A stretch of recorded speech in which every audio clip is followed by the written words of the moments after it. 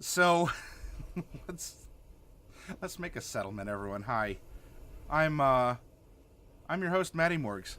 We're here today to have fun and to be friends and to share our life experiences. That's right, D's and D's with our P's and Q's. Hi, O sheeps. Welcome. We have not yet said hi this broadcast evening. It is a delight to meet you again for the first time. Beep boop. So you all might recall that we made an adventuring sandbox earlier. Yeah, I know. We just went live. Too much. we made a sandbox area here last week, and we talked about we made a new race that existed here. We talked about all of the floras and the faunas and a little bit of the Merryweathers. All creatures great and small, including Remoras in the glacier.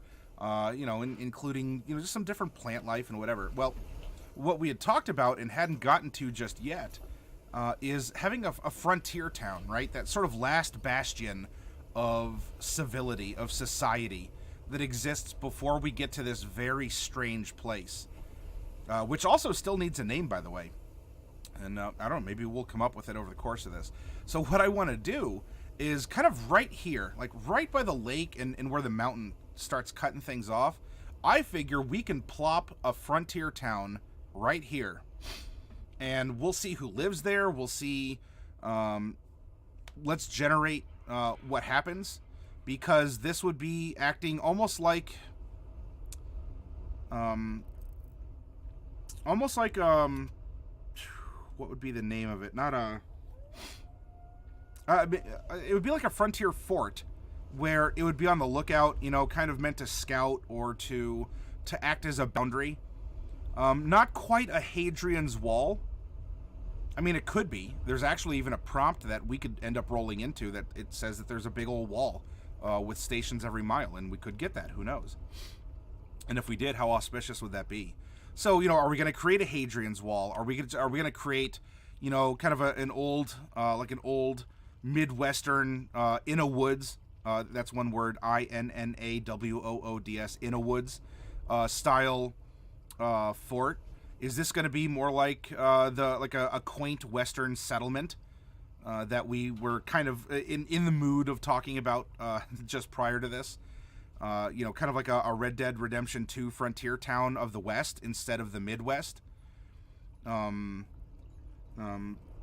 or even the West, James West Desperado. Because you don't want none of this. How do the lyrics go? West, James West Desperado, something you don't want none of this. Six Gun Brother running this. Buffalo Soldier, look, it's like I told ya. Any damsel that be in distress will be out of that dress when she meets Jim West. Anyway, off the top of my head.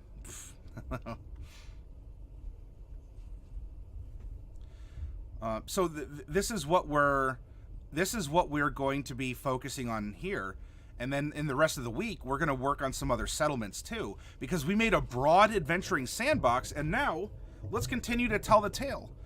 What civilized races live here, and how can we make them our own? If we roll up wood elves, well, what can we do aside from just say that they're wood elves? If we roll up half-orcs, what can we say? What makes these half-orcs special? And are they really half-orcs, as in, they're considered just a mule, like a progeny of a human and an orc? Are they really their own race that is just sort of developed and come from an old bond between communities or something along those lines? I don't know. And that's where we're going to delve into it. Diadems, there you go. You're rocking that extra spicy salsa. Look at that. Look at that nice dark red. Mm-mm.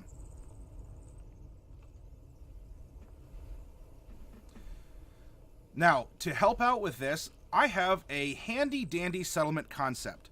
And with the exception, and crowdfunded, I mean, you'll remember, because this was your hopping on point last week. When we were going through making the region, we used portions of this to add some flair, some flavor, to bring about, a society could exist here, but we didn't really get into the details, with the exception of this new race, the Whispers, that we brought into being, and that I'd say flesh out, but they didn't really get fleshed out, because they don't necessarily have flesh, at least not as we know it.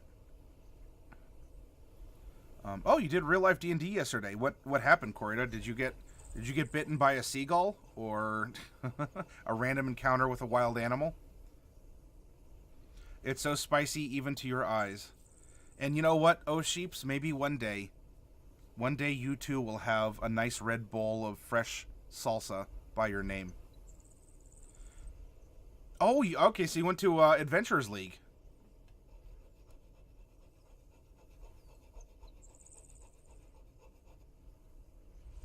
And you got pummeled in Chapter 3 of A Tomb of Annihilation.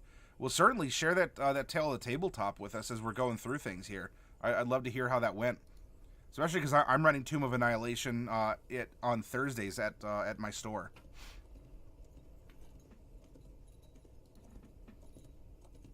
Hey, Zuler Pie, Medi in chat. Interesting that you changed the lye to baking soda. Fell asleep, got the last bit from the VOD. It was a great stream. Well, Zuler Pie, I mean, there's no guarantee that they would have any sort of a base. And so Celine really wanted something to counteract the acid. And would they keep lye, or would they keep something that they could use to cook and make biscuits and other things? And so I don't know if it was necessarily caught, but what was brought out was definitely meant to counteract the acidity of the ruptured acid gland, and so it made the side of Selter's neck turn into a high school volcano project.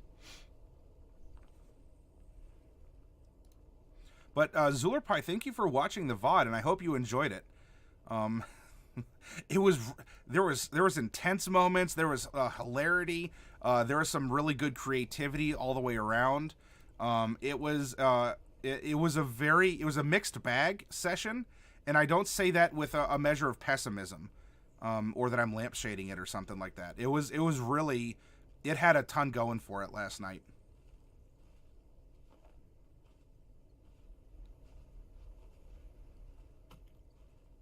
Oh, wow, Corita.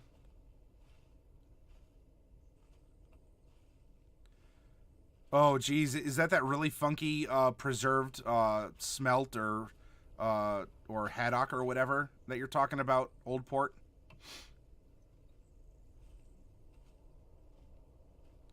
You snuck out, recovered from the Druid's magic. Ooh. Voices in the clips on Discord? Oh, thank you, Crowdfund.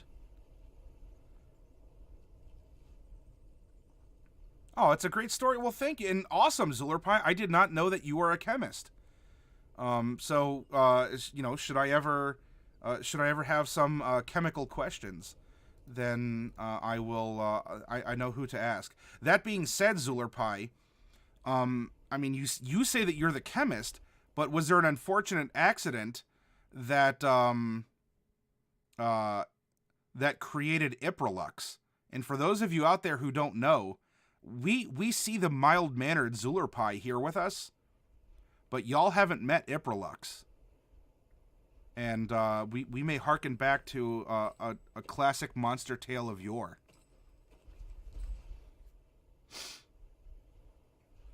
Oh, excellent, Corita. You splurged and you supported a local game store. Win-win.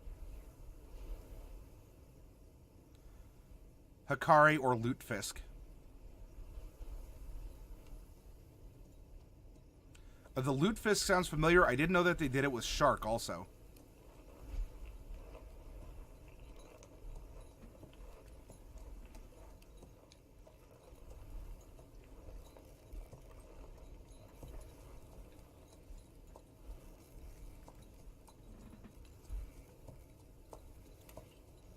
We don't speak of Iprolux much.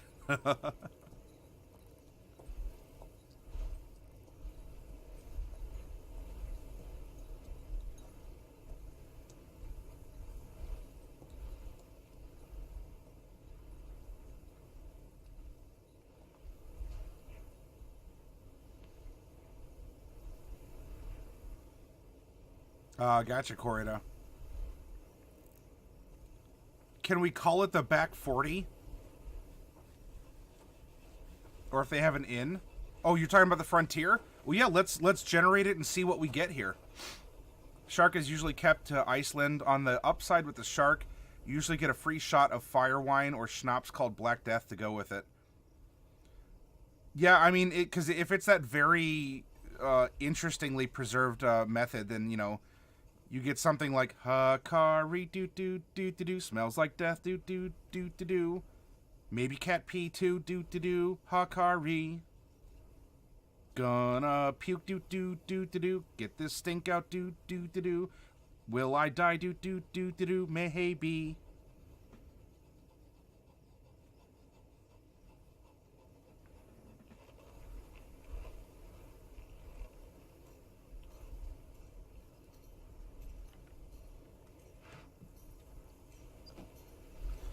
All right, terrain types. We already have an idea for this, right? Because we know that it's going to be by a lakeside. We have some grassland. We have mountain. And so this part we don't need to randomly generate because we already did that work. And now we want to plant it there. Unless we want to get sort of a more of a microcosm. And we go, I don't know, we rolled up... it's close enough. Arctic could come into play. It could be coastal because there's this here. If we really wanted to, we could roll for that. I'm not too interested in that because I know that we want to place it right about here. In the qualities that it'll share. If there's a forest, there's not necessarily a forest around, but it doesn't mean that these are great forests. It's like seeing a national park on a map. There's a lot of trees there, but also there could be a lot of trees just in your park. And that could be its own little miniature forest or a backyard, etc.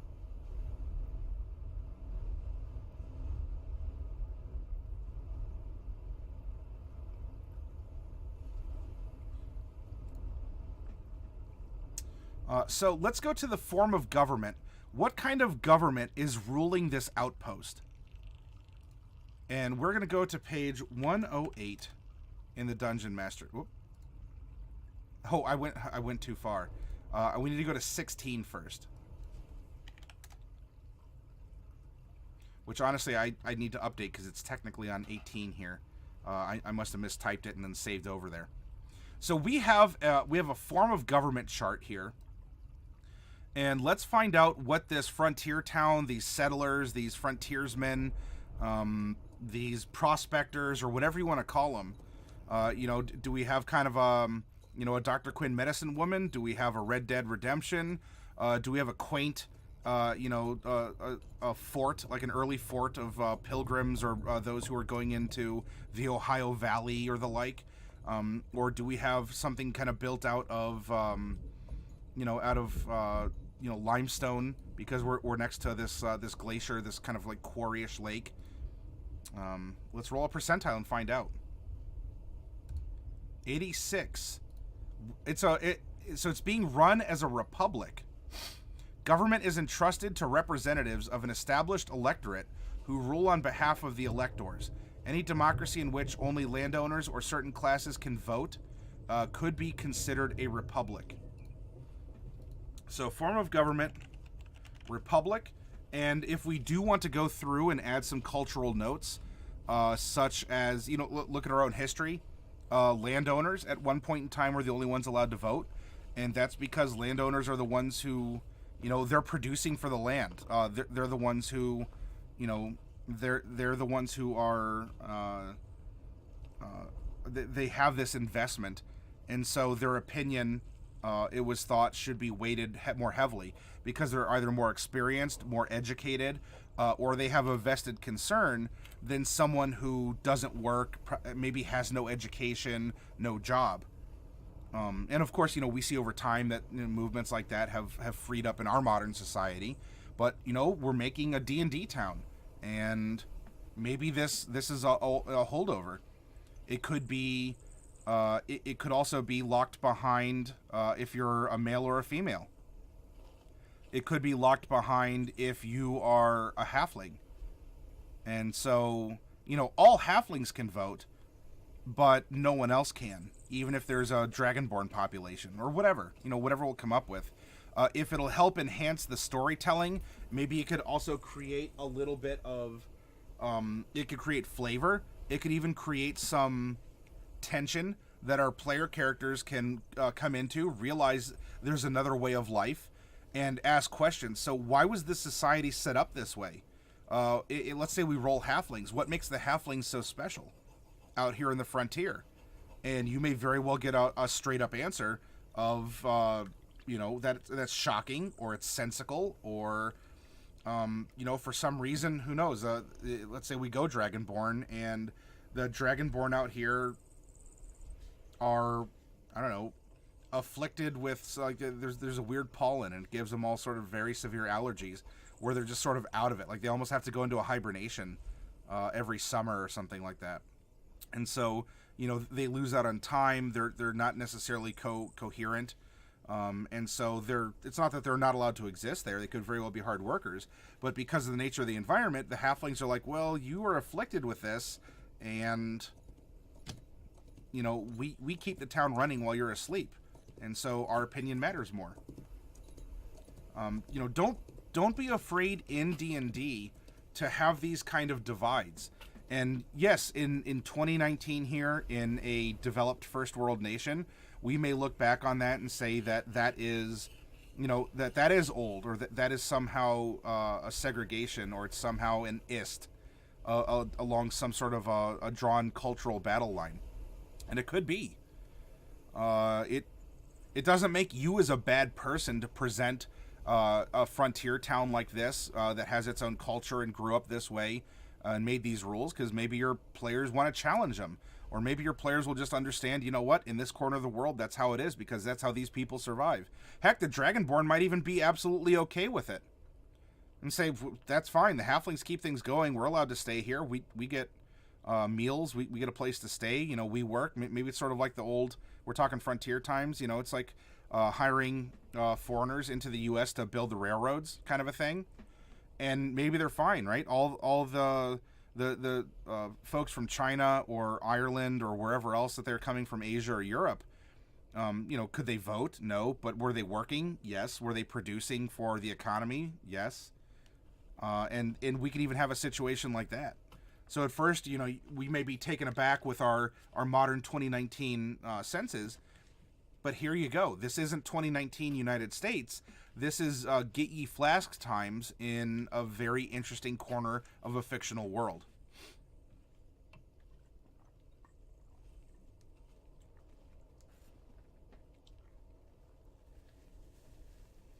All right, so we have a republic. Now we're going to go to page 108.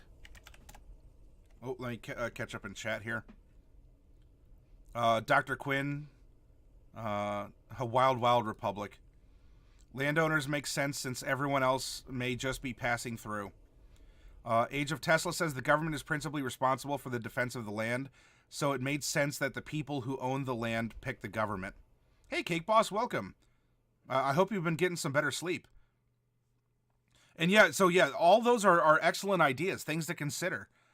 Whether we agree with them or not, again, I guess it's up to us, but we also have to realize we're playing a fantasy world where we can consider opinions different than our own.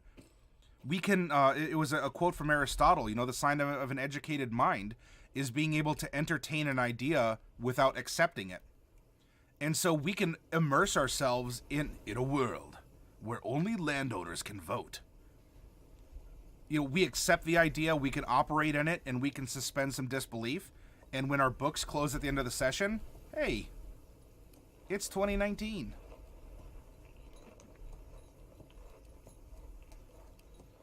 Yeah, but he didn't take notes, so we only have Plato's word on it.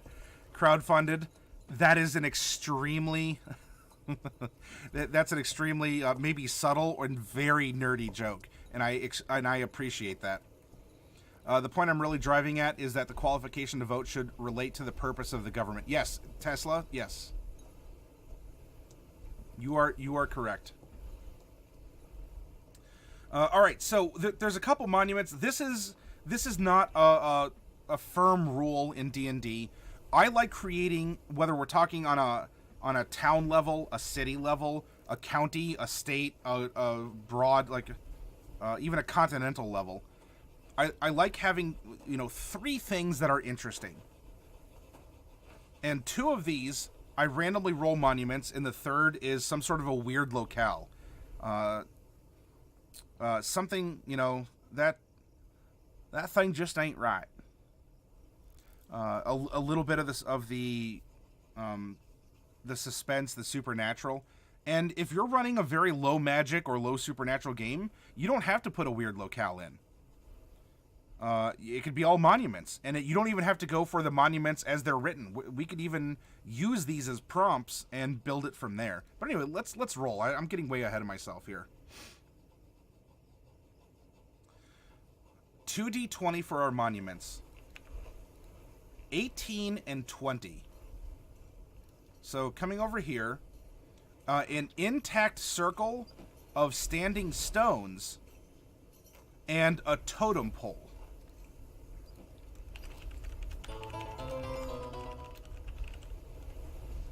And SW1157, thank you very much for that follow.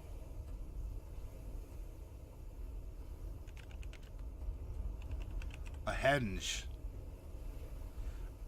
Well, they probably will. There's going to be doors. And so if you think of like some sort of a gate as a giant door, then they're going to need plenty of henges for it. Now, our weird locale, this is going to be, roll 20. Dun, dun, dun, dun. 12. And by the way, speaking of, like fortresses and stuff, I love this. I love this kind of picture. Sounds like a paw fortress. I have not heard of that term, Old Port. Can you define that a little bit more? The circle may be in the middle of town where the town was built out from. Ooh, we're getting ideas. That's right. No,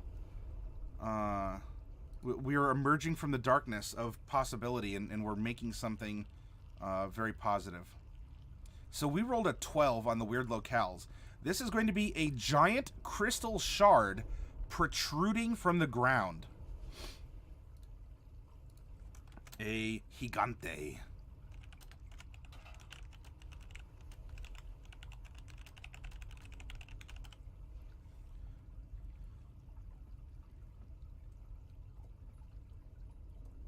The totem may be the last point by which you are no longer the town's responsibility. You're on your own out there.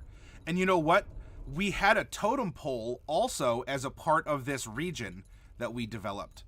The totem pole was located here in the giant valley as a bit of a warning that was established.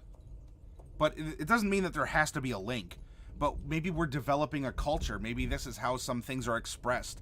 Maybe they saw this, and when they came back to our frontier area, they said, well, if the locals built something like this, then maybe we should emulate it in some way and try and contact or warn, or it could be a tradition brought from further to the west, over here to the mysterious east.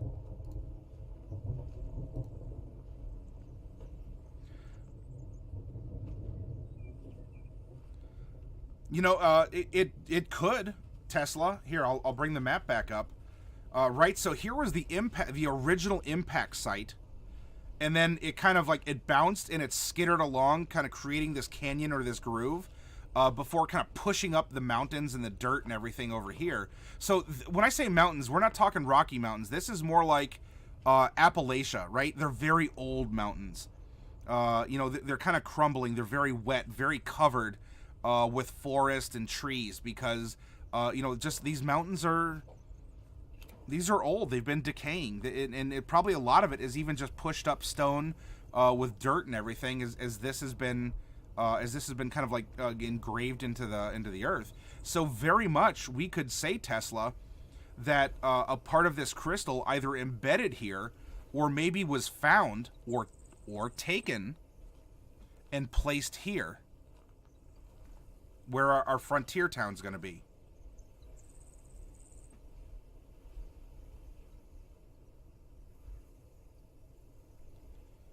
English mountains. Oh yeah, so if you're thinking what, like cliffs of Dover and stuff like that, yeah. So we're not exactly talking that the Rockies. These ain't. You know that you're gonna get that. I'm gonna bring the map back up. That's probably gonna be more here, right? Very dramatic, very tall, jagged, and that are also offset by the fact that this is sunken land. So not only was stone ruptured and thrust upward from the impact, and very shattered. If you can see this in the drawing, I know I'm not the best artist, but when I was drawing this, we made these very sharp, angular mountains over here that are surrounding the swamp. And here, this is more of a continuous, very softer, more rolling. There's probably a lot of foothills. There's a lot of foothills here, where this is more, it's not really so much foothills, but the stone just, like, the plate was just sort of, fractured. And so jags of this continental plate just kind of, ruptured up out of the earth. And so that's what we have here. And then here we have these more smoother Appalachian-style mountains. And then up here, these are just sort of bits of, like, volcanic, some igneous rock. Just big old chunky, big old chonky boulders that are just sort of being rolled out of this distant volcano. Maybe they were preserved in time, but this glacier, as it grows, continues to push these big chunks of igneous rock further and further to create these kind of other barriers here. So we have three different styles of rock, or of mountain style, or mountain styles, or whatever. You get what I'm saying. Organic artist. This frontier town idea has made me think of an arcane research outpost version of this. Well, hey, maybe that's a direction we can take this too. Just because it's a frontier town doesn't mean that everyone is that they're talking like Goofy, and they're just quaint 40 acres and a mule folk. This could be a research outpost. This could very well be the point of an advanced civilization, right? Think of Star Trek.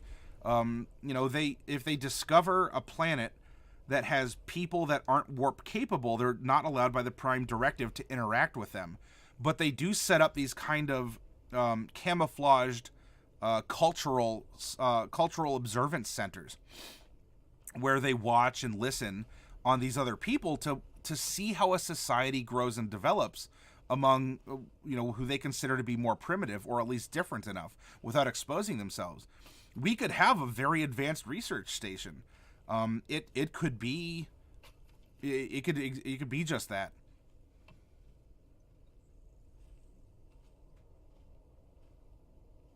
Yeah. So it's Waltham, Massachusetts. I have not been to Waltham or Massachusetts, so I couldn't tell you offhand.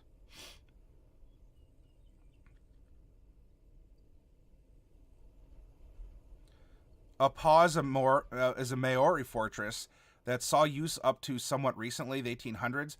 The style of design negated a good number of firearms of the period, generally tiered, circular until gunpowder. They modified to a square with the sides carved in when the cannons became an issue. The object of the arcane research at Bentley University in Waltham is money. Or is this Waltham? Is it a hard T? Fallon says, I think it was Matt Mercer who had an intelligent inventor race who had a deep southern accent. I don't know offhand, and I say this, hopefully you don't hold me to be a heretic, and I have nothing against Matt Mercer or Critical Role, but I have not seen Critical Role, so that content is kind of over my head. And I feel in a sense that, I do miss out on that because so many of you watch it or are very familiar with it, that it can be...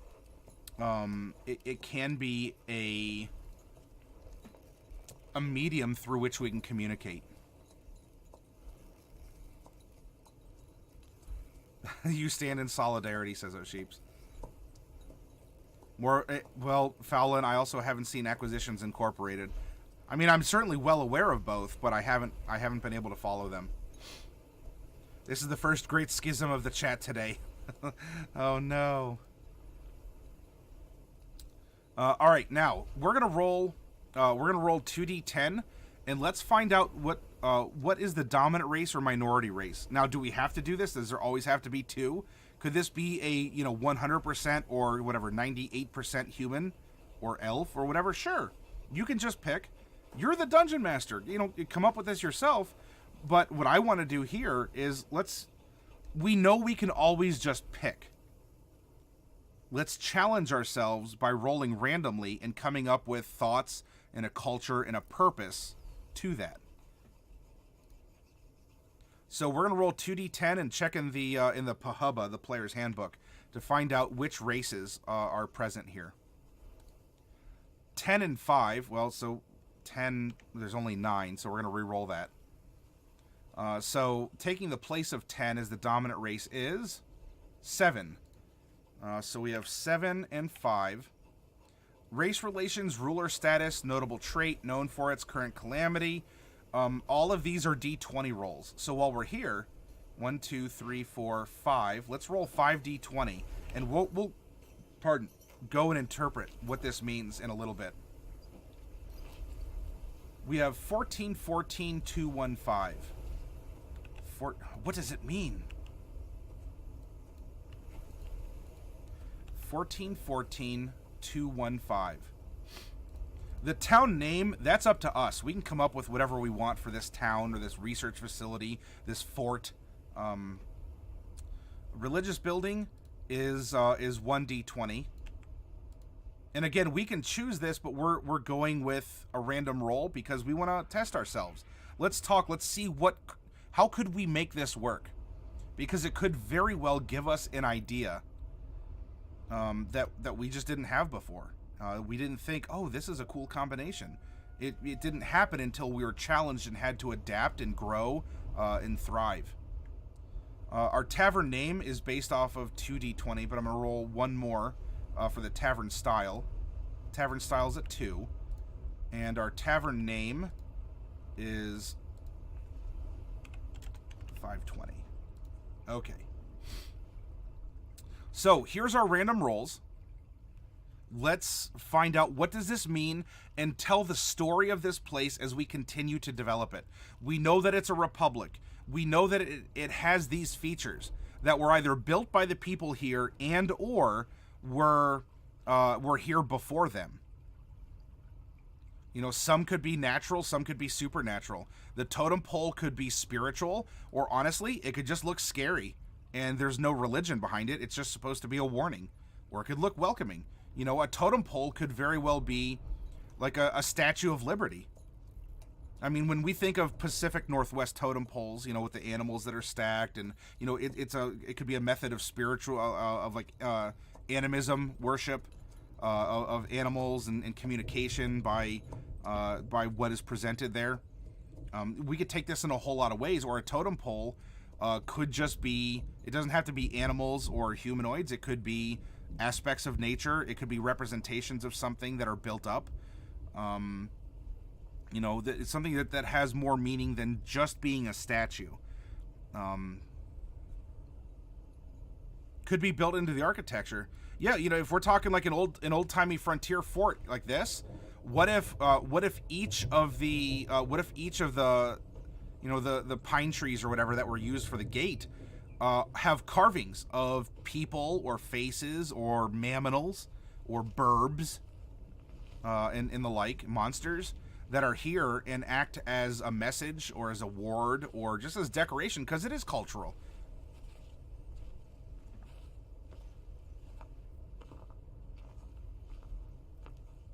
An arcane research outpost that is far out into the boonies that it's still mostly rough and tumble. It could. I mean, heck, this could even lead to something, if we want to take it in a horror direction. Look at The Thing, right? It's an advanced research post, but it's out in the boonies of Antarctica. Or we can look at something like The Abyss, where it is an advanced research outpost with very smart people, but, weird things happen. And they can also be rough and tumble, right? Because they have to be so close together. They can be... they can burp, fart, and cuss in front of each other, and it doesn't really matter. So yeah, it's really, what direction we want to take this. It could be This could be a research facility that is cultural, medicinal. Do we want to have an umbrella corp? Do we, that is sponsoring this research facility? Who knows? Maybe the totem pole is carved out of the crystal shard. Ooh. Ooh. As James from Pokemon would say. Disgrace to the... Yeah, Matt Mercer and also the other Matt Colville. Maybe it's the Pokemon in you that wants to compress rolls. We can. Everything doesn't have to be separate. We're genning up ideas, and let's try and make them fit in some way that we can. All right, let's go past these. These would be yurts, I believe. I'm definitely getting more of a kind of a Himalayan or Mongolian feel from these. Not so much like what we consider to be a teepee. Definitely not a longhouse. All right. This is a page that is going to do us a lot of justice. This is page 112. And before we get here, let's look at the races that we have. So we go to the player's handbook. Races. The dominant race is 7. The minority race is 5. So we have 1, 2, 3, 4, 5, 6, 7. Half-elves are the dominant race, and Dragonborn are the minority.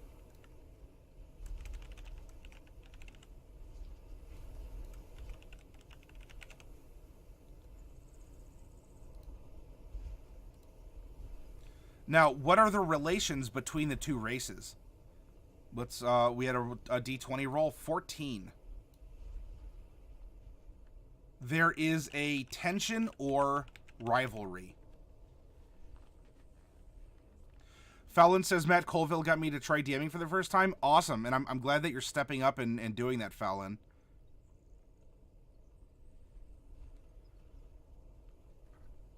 I know some of the stuff he's doing, Corrida, yeah. I don't watch his streams, though. And again, it's nothing. I don't have anything against the dude. The more people who want to inspire others to play D&D, the better, in my opinion. IMHO. The ruler's status in this republic is number 14. A cabal seized power openly. Uh-oh. What happened? Did we only just become a republic? Was this some sort of a... Was this a political coup? Was this something else? Is the Cabal those of Dragonborn or half-elves? Is the Cabal actually a third race? People who came in here and said, all right, we're the ones in charge. And so we have the dominant half-elf race and the minority Dragonborns, but we actually have this Cabal is made of a third. What if it's made of whispers? So we had the natives who didn't like the frontier town here, and maybe they came in and they seized power in this republic. There's so many options, and let's talk about it. Let's find what is comfortable, what works, what fits. So this is the twilight of the republic, and the last president was just assassinated by the Senate. That could very well be Tesla. Yeah, we could be having. As we were saying with this area, the people here, the swamp whispers and the forest whispers, even just finished up at some point in time a civil war between each other, and they have found a peace. So what if some of that tension or some of the results of the war or the philosophy or there's some new thinking back at the old homestead to the west that traveled out here east with a new batch of colonists or settlers or farmers or sharecroppers or, whatever. Did I say homesteaders already? Maybe homesteaders. Trappers, hunters, vagabonds, whatever. Scientists. Religious folk out on a pilgrimage, right? There's a totem pole. There's trees. There's squirrels. We'll bless them all. Now, what is a notable trait? I'm going to scoot this over a little bit here. What is a notable trait about this place? Number 2. There's a massive statue or monument.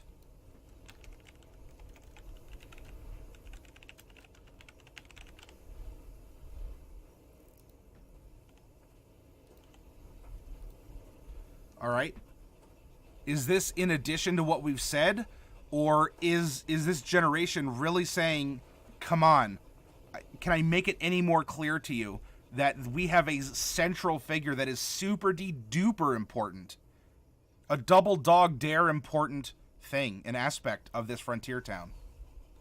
You know, does this thing produce magic or electricity or magical electricity? Or some sort of spiritual connection, whatever it is. Or is it the region's first oxygen bar because you're breathing in cosmic oxygen as it's slowly, bleeding off the crystal? Now you can go and get your oxygen in other scents. Now, this place is known for its number one, delicious cuisine. Why is this place known for its delicious cuisine, and what kind of cuisine does it offer?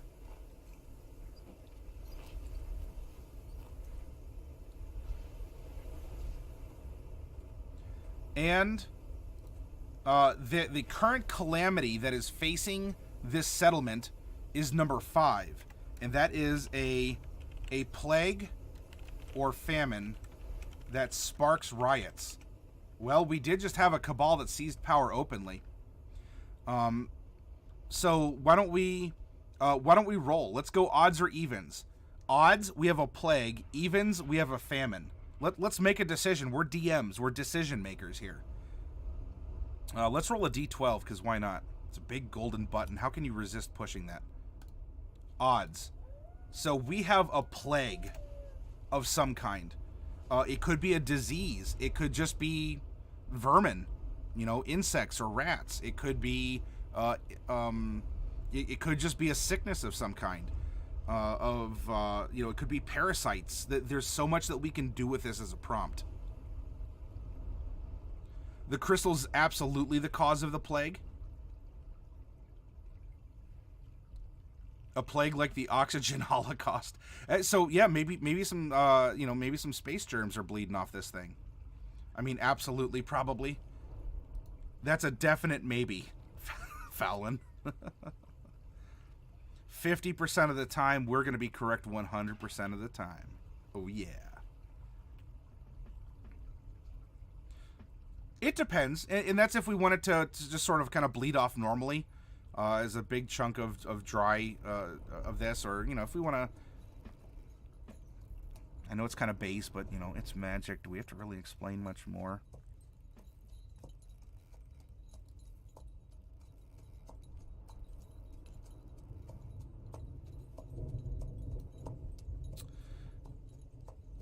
And to add a little bit of flavor and flair.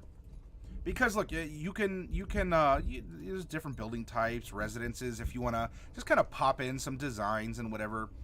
A couple things that I want to focus on is what is the religious building in this town, because religion tends to say much about a culture or a lack thereof, whether that's the religion or the culture.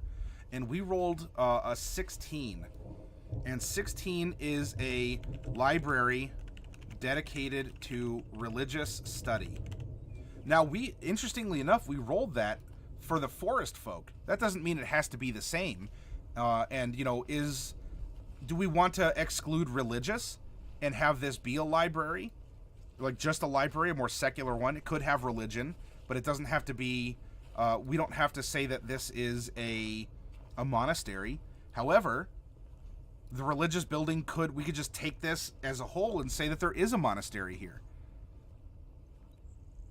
Have we suddenly created unitology, and we have a D&D version of Dead Space, where our our pillar of our crystal is actually our helix?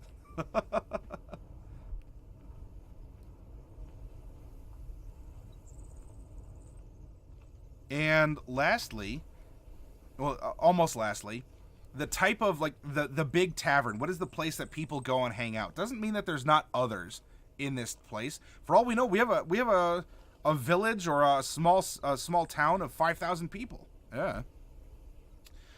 It is number 2 for the style.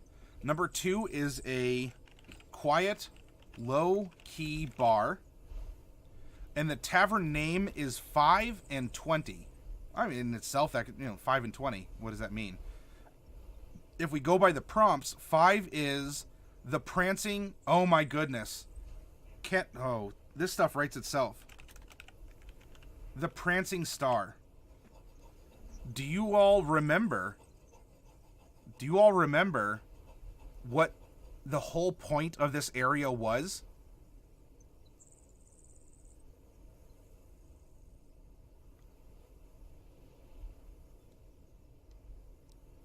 Bonus point, I mean, not literal, but bonus points to you if you do.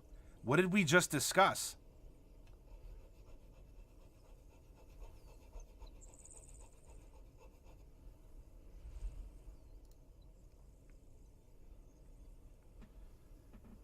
And so these frontier people, the dice knew, says Tesla. Isn't it fun how this sort of stuff just turns out?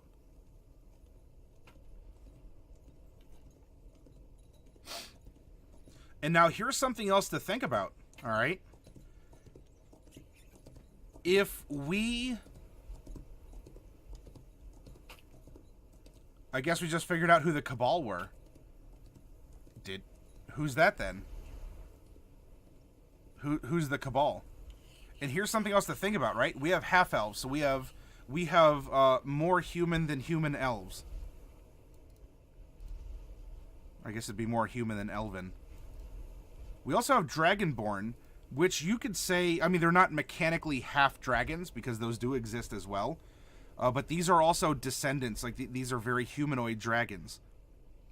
Are the half-elves and the Dragonborn just that, as distinct races from the West who have come out here? Are the half-elves and Dragonborn settlers who moved out here? Maybe they're human or something like that, and by being in the presence of this shard of this comet or something where the whispers had changed as well, what if these people had changed? And not necessarily to make them like grotesque or abominations or whatever, like from Fallout, the ghouls.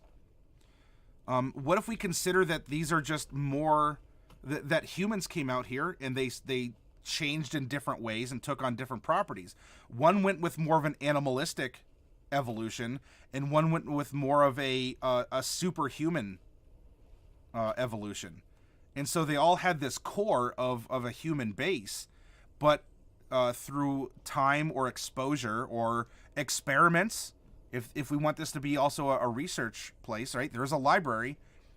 Maybe these people came out here to study the natives, and to understand that apparently their religion is a part of how they became these whispers, how they lost their bodies kind of and became these will-o-wisp people.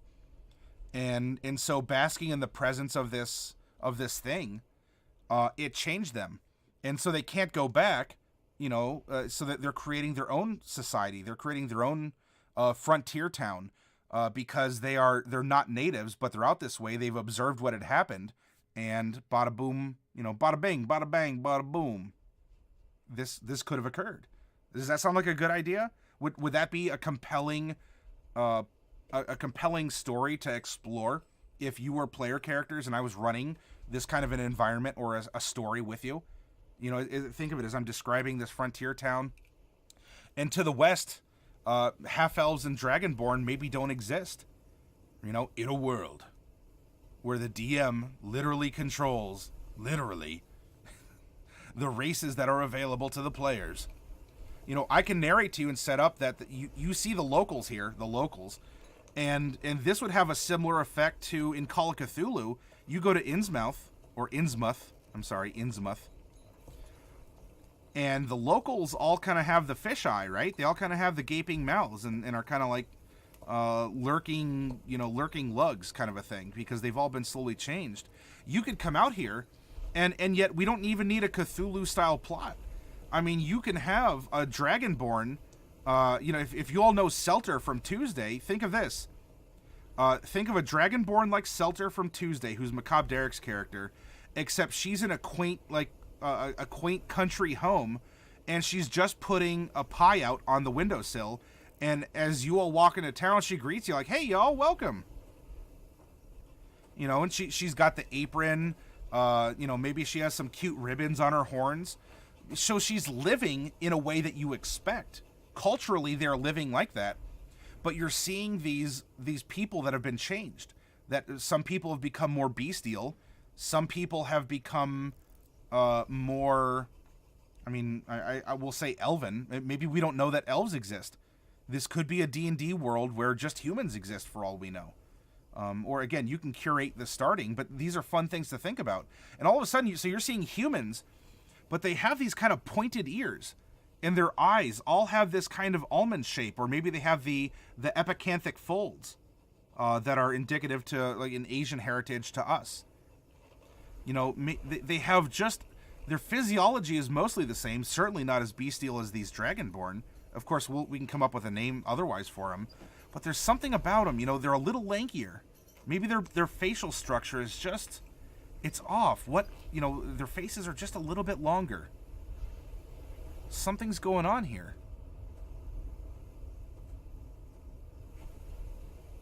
What's going on in the kitchen, but we don't know what's cooking.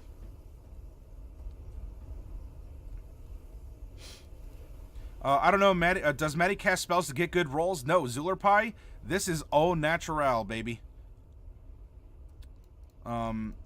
Wait, what if the dragons used to live in the mountain that got obliterated by the meteor? And the Dragonborn are descendants from them. I'm sorry because I fell behind in chat. Tesla. So just reading that could be a possibility as well. I don't want to usurp our imaginations here. We could have just genetic descendants as well. Dragons could have existed in this old city that's now the center of this glacier as well. This shard could even maybe be a part, if it's not of the comet, or it is of the comet, but it's also a part of the disaster of this ice-locked city to the north. It could even draw spirits. It could be a part of that city. It could be a part of their world. Maybe the original basis of the town was a shrine built by the Whisper's forebears, built around a shard of the star they chased. Ooh, yeah. So there's hints, there's clues of the nomads, whoever they were, in their more corporeal form. Yeah. They could have left behind burial mounds. They could have left behind, how we find, native fields where there's arrowheads, or they buried their trash, like their shellfish and broken pottery and whatever, or they left,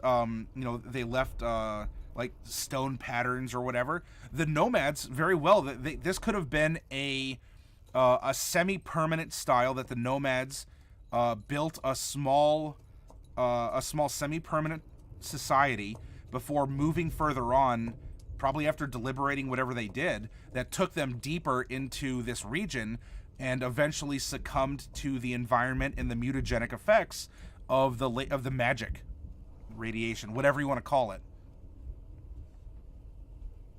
Did I hear a literally? I've been summoned. Yes, oh sheeps, you wouldn't believe it, but I literally said literally on stream. Were the Dragonborn the older settlers and the half-elves moved in and took over? Pitch the idea. It's a good question. If you want to manifest it, let's talk about it. I'm fine. This is not my settlement. This is our settlement we're building. We're breaking out our Lincoln logs. We're putting this together. This is our place. And oh sheeps, you literally just heard it? Like, not metaphorically, but you literally heard the words that were coming out of my mouth?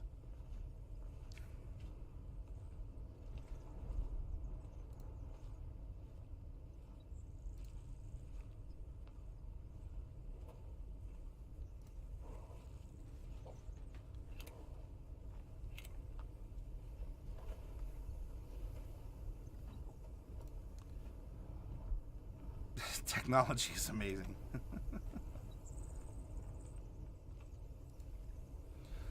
I mean, that depends. If you're a very old vampire in World of Darkness, or even a mage, These things are called correspondence wands.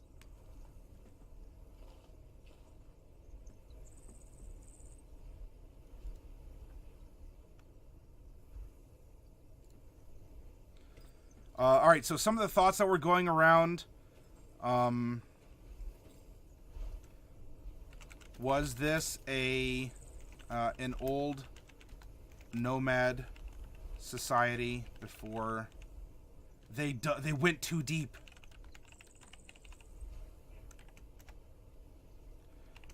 Is the crystal part of the comet or icy city in the glacier? Did the locals mutate from exposure? Who is the cabal that seized power?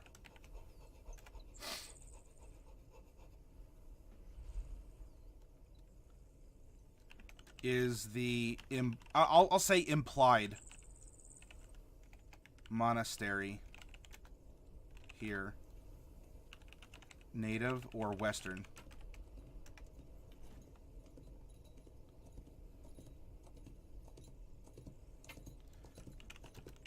Who gets to vote in the Republic as it is or was prior to coup? You know, that old coup de Gracie.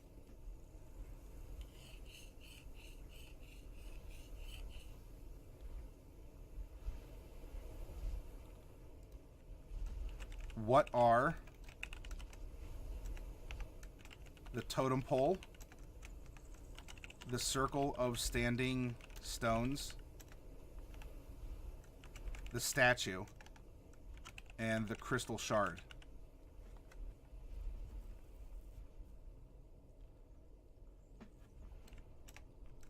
What makes their cuisine so delicious?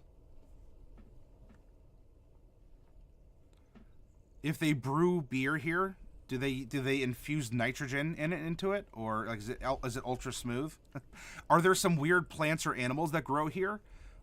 Is this a mix of Western recipes with Eastern ingredients, creating some sort of trendy fusion restaurant in this frontier town?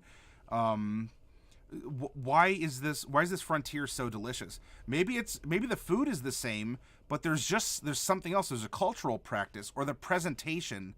You can put a hamburger in a paper wrapper, and then you could put the same hamburger on, a piece of 300-year-old Chinese porcelain served with pure silver utensils.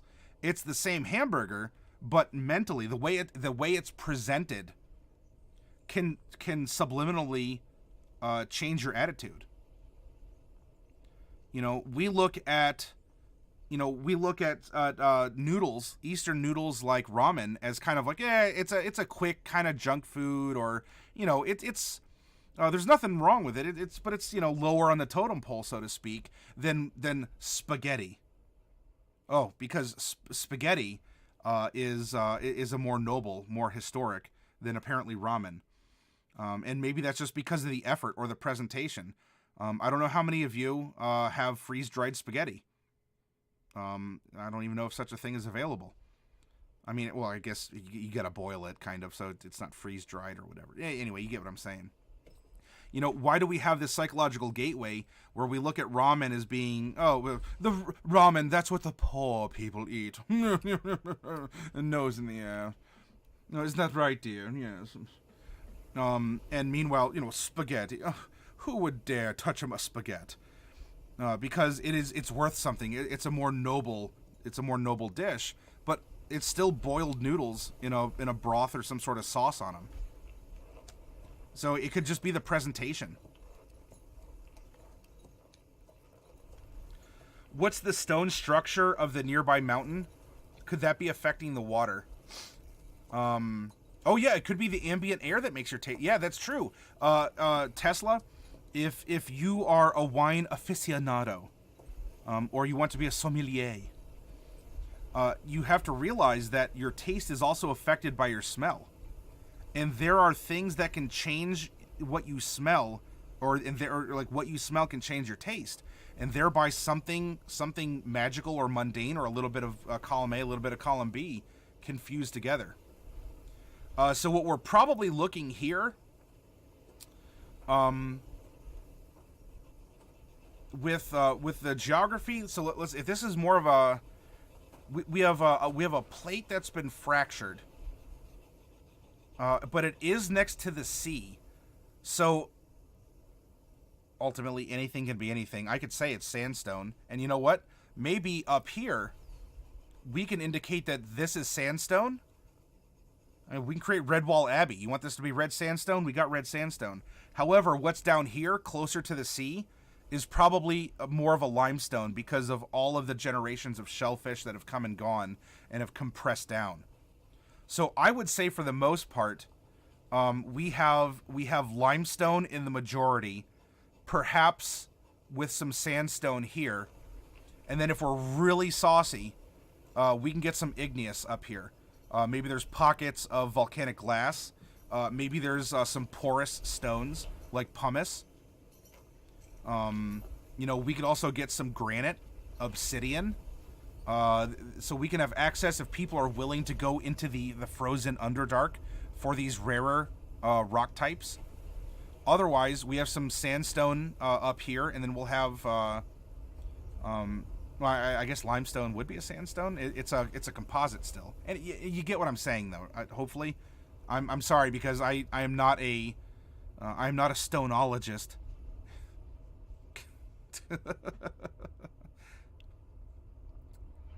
Hello, adventurers. Nova. I'm doing really well. Thank you for stopping in and asking. We're building through a series of random prompts a frontier town. You know, who lives there, what's the culture and the history, and we're going to plop it right here. After all last week, we just went one workshop at a time to build a region and a culture for the natives that are here in the vegetation and the odd circumstances otherwise. That is a rockologist, Corrida. I don't even know what guiles are to study.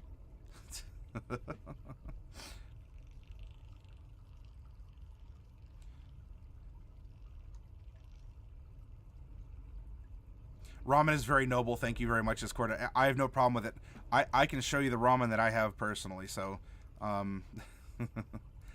noodle quote of the day: spaghetti is a nobler form of ramen, says Zuler Pie. Glacial water is supposed to be particularly delicious. That could have a big impact on brewing or eating. Yes, that very well could. And part of the food, maybe it's not even food. What if they have a very delicious drink? It could be alcoholic. It could just be a juice. It could be something. Maybe for some reason the grapes that grow next to this lake, this glacial lake, never ferment. I don't know. Whatever magical radiation just kills, is just killing the yeast. And so we get something else entirely. So sandstone means that the water would be more filtered, so less beer, more wines and liquor. Being high quartz content. Oh, I love the fact that you all are able to... I mean, because I can throw out ideas. I know a little about a lot, but I'm so happy that there's a lot of you out there who can take these ideas and really just run with them. Maybe it's something that grows on a rotating island. I'm out, man. Have a good night. Crowdfunded. Thank you so much for joining us again tonight, and for commenting and being a part of the community here. It's great to have you, and you know you're always welcome. You always have a chair at our table.